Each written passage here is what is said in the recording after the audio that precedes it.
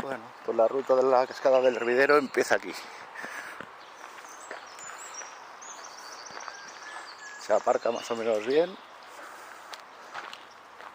Hay que llevar agua porque por aquí hay mucho río pero poco agua.